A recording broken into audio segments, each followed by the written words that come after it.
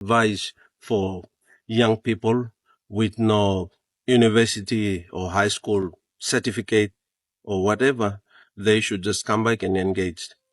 Young people might have different interests in different sectors or different disciplines, but for those that can't make a living in town or can't get a job, this is where we have a job waiting for them. The seaweed industry is waiting for every young people that feels they don't have a space in other sectors.